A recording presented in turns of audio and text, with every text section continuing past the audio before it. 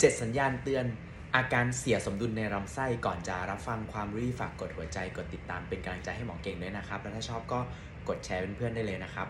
ข้อที่1นะครับมีแก๊สในกระเพาะหรืออืดหรือเลอง่ายข้อที่2ครับอ่อนเพลียข้อที่3วิงเวียนศีรษะข้อที่4คลื่นไส้